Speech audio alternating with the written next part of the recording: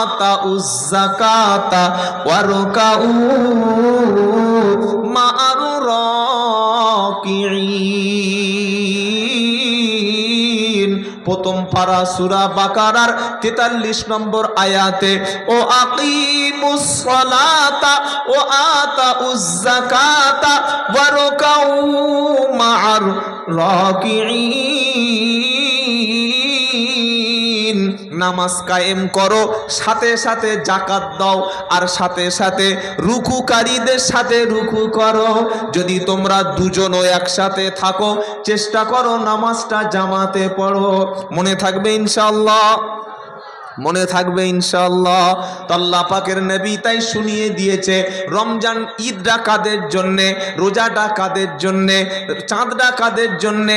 এই যে সামনে রমজান মাস আসছে, রমজান মাসের শেষে দেখবেন একদল মুসলমান ঈদ মিলন পালন করে, বড় বড় বক্স আনে, মুরগি জবাই করে খায়, আনন্দ করে, চাঁদ রাত পালন করে, আর মনে করে আমার সমস্ত রকমের আমল সব কবুল হয়ে গেছে। এরকম একটা চাঁদ রাতে আবু বকর সিদ্দিক রাত্রেবেলা বার হয়ে খুঁজছে ওমর ফারুক কোথায় গেল। খুঁজতে খুঁজতে গিয়ে দেখে মদিনার অলিতে গলিতে কোনো জায়গায় ওমর ফারুককে খুঁজে পাওয়া গেল না। খুঁজতে খুঁজতে দেখতে পাওয়া গেল ওমর ফারুক রাদিয়াল্লাহু তাআলা আনহু, যে ওমরকে আল্লাহর নবী বলেছে ওমর হলো জান্নাতি। জোরে বলুন সুবহানাল্লাহ।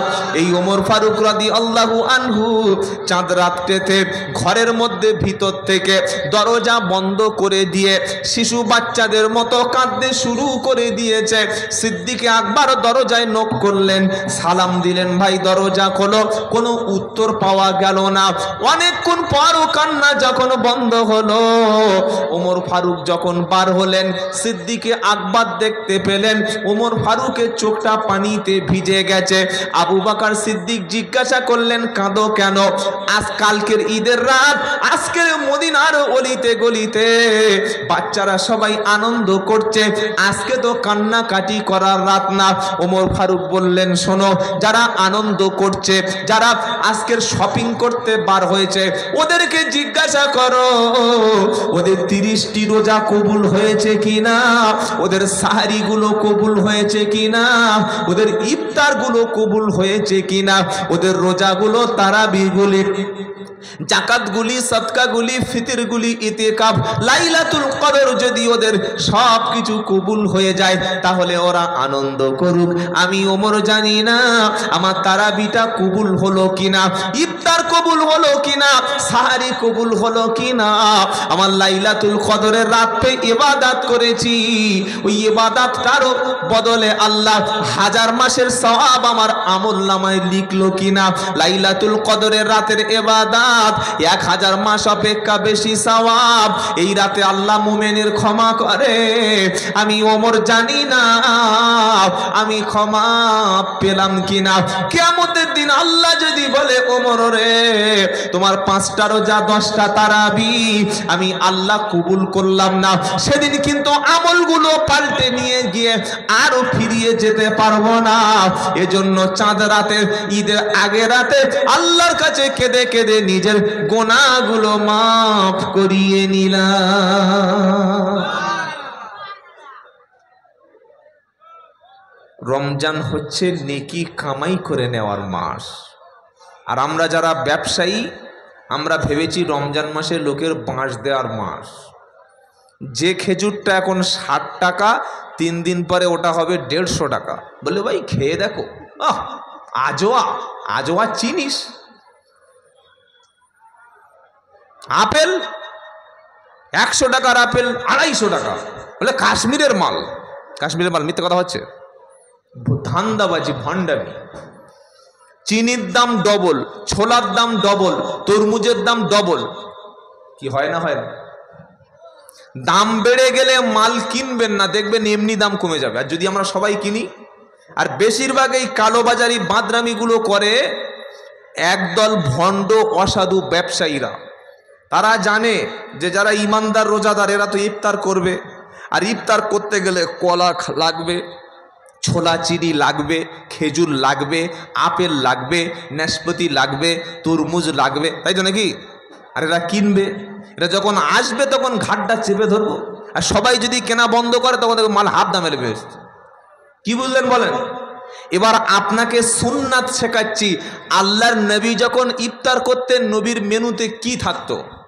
তরমুজ, আপেল, ছোলা, সিদ্ধ ছোলা, তারপরে আনারস, ডালিম, লিচু, চপ, মুড়ি, পেঁজিয়া, বেগুনি, তাই তো নাকি? হালিম জানা আছে? আম্মা জান আয়েশা সিদ্দিকা রাদিয়াল্লাহু তাআলা আনহা তিনি বলেন, নবীজি ইফতার যখন করতেন, আল্লাহর নবী ইফতারের শুরুতে তিনি খেজুর দিয়ে ইফতার শুরু করতেন। খেজুর খাওয়ার পরে তিনি পানি পান করতেন। খেজুর যদি না থাকে পানি দিয়ে ইফতার করো।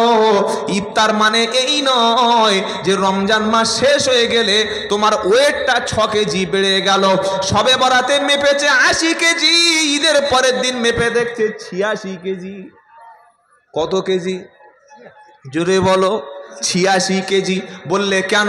বললে আল্লাহ তো খেতে বলেছে, আল্লাহ সাথে সাথে বলেছে কুলু ওয়াশরাবু ওয়ালা তুসরিফু ইন্নাহু লা ইউহিব্বুল মুসরিফিন। 8 পারা 14 পৃষ্ঠা 2 নম্বর লাইনের 31 নম্বর আয়াত, সূরার নাম আল আরাফ। কোরআন শোনাচ্ছে কুলু ওয়াশরাবু ওয়ালা তুসরিফু, খাও এবং পান করো, খাও এবং পান করো, ওয়ালা তুসরিফু, আর অপচয় করো না, নষ্ট করো না। কারণটা কি? ইন্নাহু লা ইউহিব্বুল মুসরিফিন। আল্লাহ তাআলা অপচয়কারীকে, খাদ্য নষ্টকারীকে, কোনো অপচয়কারীকে আমার আল্লাহ কখনো ভালো। আর অপচয় করে যারা, তারা শয়তানের ভাই। বললে এটা কোথায় খুঁজে পাই? তো এবার কোরআনটা খোলা চাই। ইন্নাল মুবাদ্দিরিনা কানু ইখওয়ানাশ শায়াতিন ওয়া কানাশ শাইতানু লিরাব্বিহি কাফুরা। 15 পারা 3 পৃষ্ঠা 13 নম্বর লাইনে 27 নম্বর আয়াত, সূরা বানী ইসরাইল। নাম্বারটা কেন বলছি? যাতে আমার ভণ্ডামিটা আপনারা ধরতে পারেন যে সত্যটা বললাম না মিথ্যা বললাম। যখন বক্তার বক্তব্য শুনবেন, ঘটনা যদি শোনেন, শুনবেন এটা হাদিস থেকে বলছে কিনা। বুখারী, মুসলিম, তিরমিজি, আবু দাউদ, নাসাই, ইবনে মাজাহ, মিশকাতুল মাসাবি, যত হাদিসের কিতাব আছে তার মধ্যে থেকে যদি প্রমাণ দিয়ে কথা বলে বুঝতে হবে কথাটা নবীর কথা। যদি কোরআন দিয়ে কথা বলে বুঝতে হবে কথাটা আল্লাহর কথা। বক্তার বক্তব্যের মাঝখানে যখন আল্লাহর কালাম থাকবে না, নবীর হাদিস যখন থাকবে না, তখন বুঝে নিতে হবে যেটা বলেছে আল্লাহরও না, রসুলেরও না, এটা বক্তারও মেডিন। বুঝতে পেরেছেন? পারেন নাই? 2 ঘন্টা বক্তব্য করলো, একটা কোরআনের আয়াত নাই। মঞ্চে স্টেজে বড় বড় আলেম ওলামারা বসে আছে। কি বলছে রে হুজুর? ভিজিট কত? 18,000। তো 18,000 টাকা দিয়ে তোমার মতো কোরআন মাল আনবো কেন? আমার ইমাম সাহেবের বক্তব্য করতে দেবো? এই বাবাজিরা, 18,000 টাকা বক্তাকে যদি একটা কোরআনের আয়াত না পাই, একটা হাদিস না পাই, হারামের টাকা না সুদের টাকা নাকি জলসা সরকারি টাকা? সরকার জলসা দিচ্ছে নাকি? হ্যাঁ, জনগণের টাকা। 10 টাকা, 5 টাকা, 20 টাকা, 20 টাকা, 2 টাকা পর্যন্ত লোক জলসা দেয়। দেয় না? দেয় না? এই যখন চাদর নিয়ে যায় লোক 2 টাকা দেয় না? এই টাকায় টাকা জমিয়ে জমিয়ে 18,000-এর মাল। কোরআন নাই, হাদিস নাই। 2 ঘন্টা চলে গেল। নামার সময় বলছে বাবা তেমন কিছু বলতে পারলাম না বাবা, অনেক কিছু বলার ছিল। আল্লাহ যদি দয়া করে সময় দেয়, আগামীতে যদি আশেপাশে কোনো জায়গায় আসি, আবার 18,000 নেবো, আর এবার বলে যাব। তাই তাই তো নাকি? মানে পাশে এক জায়গায় কল ফুটে যাচ্ছে। কথা বুঝেছেন? আল্লাহ যেন এরকম ধাপ্পাবাজদের সামনাসামনি ধরার তৌফিক দান করে বলো না। আমি এটা শুনে আপনাদের কষ্ট হলো নাকি? আপনি টাকা দেবে মাল নেবেন, দেখে নেবেন না। ছাগল কিনতে গেছে, এই গরু কিনতে গেছে গরুর দুধ খাবে বলে, গরুর দুধ vitamin, protein, mineral, fat, doctor বলেছে গরুর দুধ খেতে হবে। আপনাদের গরু হাট কোথায়? পাঁশকুড়ায়, চরঙ্গি। চরঙ্গি গরু কিনতে গিয়ে বললে কোন গরুর দুধ হয়, বললে জার্সি আছে, তারপরে সে বড় বড় এর গরু। কত দাম? 40,000 টাকা। কটা দুধ দেবে? বললে প্রত্যেক দিন কমপক্ষে 5 লিটার দেবে। তো একটা গরু প্রচুর দেখেছে, গরু খুঁজে খুঁজে খুঁজে খুঁজে কোনো গরুই পছন্দ হলো না। শেষে একটা গরু দেখছে এরকম লাল টকটক টকটক করছে, বুঝলেন, আর এরকম বাঁকা শিং, বলছে এই মালটা পছন্দ। ও কি মাল, মেল না ফিমেল ওটা দেখে নাই, ও শিং দেখে মারলে চলে এসছে। কি বাড়িতে এসে বউ বলছে কই গরু এনেছ? মেয়েরা তো চালাক হয়, এই কাঁচের গ্লাসে দিন না। মেয়েরা গরুর পিছন থেকে বলছে সত্যি এড়ে গরু, তো কি গরু, তো বক না মাল, তো তুমি দেখে আনোনি, কি মাল এনেছো? তোমার দুধ কই? বলছে আমার দুধ কেন, গরুর দুধ। বলছে গরুর দুধটা কই? ও থাকার দরকার 4টে, ওর তো আছে 2টো। কি বুঝলেন? ও দুধ দেবে? গরু কিনতে গিয়ে যদি ভালো করে দেখে নেন পুরুষ গরু না নারী গরু, মেল না ফিমেল, এড়ে গরু না গাই গরু, দেখে নিতে হয় না? হয় না? 40,000 টাকা দিয়ে মাল নিয়ে চলে এসছে, বাড়ি এসে দেখছে এড়ে গরু।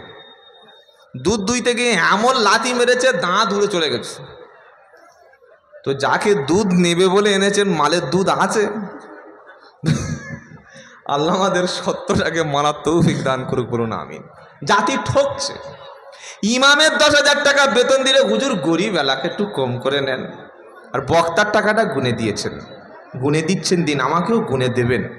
কিন্তু আপনি কি নিলেন, আপনি কি পেলেন, আপনার সমাজে কি দিল, এটা একটু ক্যালকুলেশন করবেন। এটা বললে আমি জানি এখানে জীবনে কেউ দাওয়াতও করবে না, আর আল্লাহর রহমতে একবার যেখানে আসি ওই শেষ আসি, জীবনে আর সেখানে যাই না।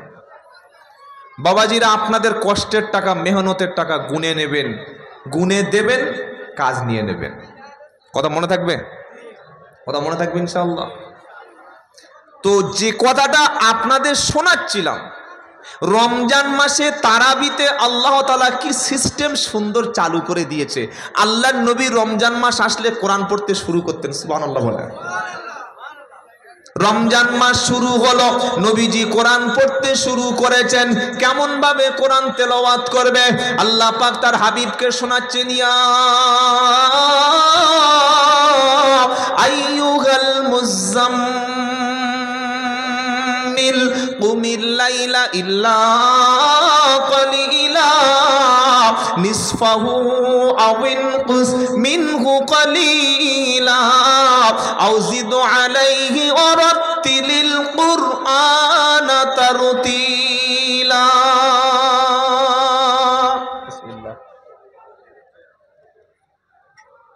29 পারা সূরা মুজাম্মিলের 1 থেকে 4 নম্বর আয়াতে আল্লাহ পাক বলছে, আমার মুজাম্মিল, আল্লাহ তার হাবিবকে কোরআনুল কারীমের মধ্যে মুজাম্মিল বলে ডেকেছে।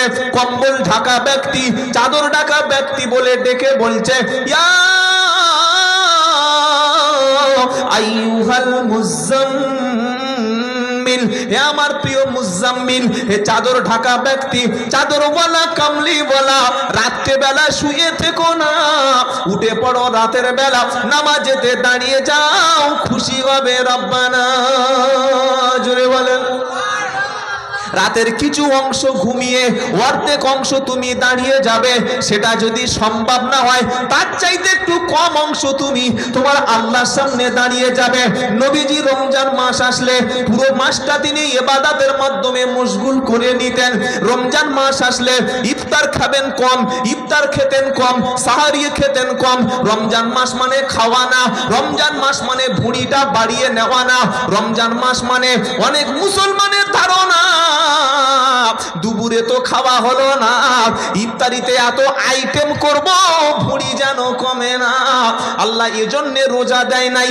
কেন রোজা এসেছে? আল্লাহ পাক শোনাচ্ছে, ইয়া আইয়ুহাল্লাযীনা আমানু কুতিবা আলাইকুমুস সিয়াম কামা কুতিবা আলাল্লাযীনা মিন ক্বাবলিকুম লাআল্লাকুম। তুমি বলো হুজুর তুমি টাকা নেবে তাত্তাকুন, তাই তো নাকি? দ্বিতীয় পারা 7 পৃষ্ঠা 13 নম্বর লাইন 183 নম্বর আয়াত। রোজার কথাটা এখান থেকে চালু হচ্ছে। আল্লাহ বলছে, ইয়া আইয়ুহাল্লাযীনা আমানু, হে বিশ্বাসী ঈমানওয়ালা, তোমরা যারা ঈমান এনেছো, আল্লাহকে আল্লাহ বলে মানি, এই কথাটা স্বীকার করেছো, কুতিবা আলাইকুমুস সিয়াম, তোমাদের উপরে রমজানের রোজাকে ফরজ করা হলো। শুধু তোমাদের উপরে না, যত নবী ছিল, মুসা, ঈসা, দাউদ, সুলাইমান, ইসহাক, ইয়াকুব, ইউসুফ, ইব্রাহিম, ইসমাইল, নূহ, আদম আলাইহিমুস সালাম, যত নবী ছিল, এমন একটা নবী ছিল না যে নবীকে রোজা করতে হতো না।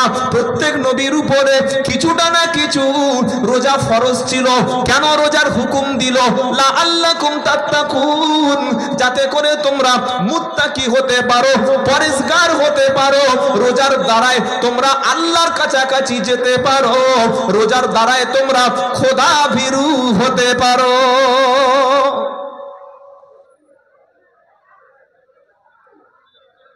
ইফতারে যখন বসেছেন, বসার আগে আপনার বাড়ির পাশে যারা বাস করে একটু খবর নেবেন যে তাদের ইফতার হচ্ছে কিনা। যে এতিম বাচ্চাটার মা মারা গেছে তার ইফতার আছে কিনা। যে বিধবা মা তার স্বামীকে হারিয়ে ফেলেছে, ওই বিধবা মা ইফতার পাচ্ছে তো। অনেক মুসলমান ইফতার করতে করতে তারাবির নামাজ কাজা। আজান হয়ে গেছে, খেজুর পানি দিয়ে শুরু হলো, কোন রকমের 3 রাকাত ফরজ, 2 রাকাত সুন্নাত নামাজ পড়ছে। বলছিস চপটা ঠান্ডা হয়ে যাচ্ছে রে, কি তাড়াতাড়ি করে লাভ মেরে এসে পড়েছে খাবার প্লেট, পড়েই আপেল আনারস যা আছে উড়িয়ে দিয়েছে। পাকা 40 মিনিট ইফতার করেছে, করে না 40 মিনিট। যখন উঠছে তখন আর দম ফেলতে পারছে না, সাপের মতো হাঁপাচ্ছে মালটা। এটা রোজা? এটা রোজা? ও জানে যে দুপুরে খায় নাই, রাতে এমন খাওয়া খাবো যেন সেই সেহরি পর্যন্ত ঢেকুর ওঠে। তারাবিতে গিয়ে পিছন থেকে হক হক হক এমন ঢেকুর তুলছে, হাফেজ সাহেব মনে করছে লোকমা দিচ্ছে। কি বুঝলেন? এত ঢেকুর তুলছে। হাফেজ সাহেব কোরআন পড়তে পড়তে গুলিয়ে 1 পারা থেকে 17 পারা, 2 পারা থেকে 29 পারা, 3 পারা থেকে 22 পারা চলে গেছে। এটা রোজা না। রোজার শিক্ষা এই, তুমি সারাদিন সাহারি থেকে ইফতার পর্যন্ত খাওনি, আল্লাহ পরীক্ষা করছে। বিশ্বের মধ্যে 50 কোটি মানুষ প্রতিদিন রাত্রে না খেয়ে ঘুমায়। আর আমার ভাই যারা ফিলিস্তিনে এখন বেঁচে আছে, যারা বাইতুল মুকাদ্দাস বাঁচানোর জন্য, মুসলমানদের প্রথম কিবলা বাঁচানোর জন্য, যারা নিজেদের জন্মভূমি, মাতৃভূমি, নবীদের বেশিরভাগ আল্লাহ পাক ফিলিস্তিনে পাঠিয়েছেন। এই পবিত্র জন্মভূমি বাঁচানোর জন্য লড়াই যারা করছে, এই ফিলিস্তিনিদের 7 থেকে 6 লাখ মুসলমান আজ 1 সপ্তাহ খাবার শেষ। তারা ঘাস আর গাছের পাতা খেয়ে বেঁচে আছে। এটা পেপারে খবরে কোনোদিন দেখেননি আপনারা? এটা দেখার পরে সন্ধ্যাবেলা ইফতারিতে 6 রকম আইটেম হয় কি করে? বউকে বলছে তোর আসরে নামাজ পড়তে হবে না, আসরে নামাজ পড়তে হবে নি। বলে কেন? চপ, ছোলা, খেজুর রেডি কর। এটা রোজা না। রোজা মানে আপনি ত্যাগ করবেন, ডায়েট কন্ট্রোল করুন। আল্লাহ সবর করতে বলছে, সবর করুন। আর আশেপাশে গরিব এতিম মিসকিন ফকির কারা আছে তাদের একটু খবর নিন। এতিম মিসকিনকে খাওয়াবেন, আল্লাহ এর জাযাটা জান্নাতে দান করবে। দুনিয়ায় কি খাবি ভাই?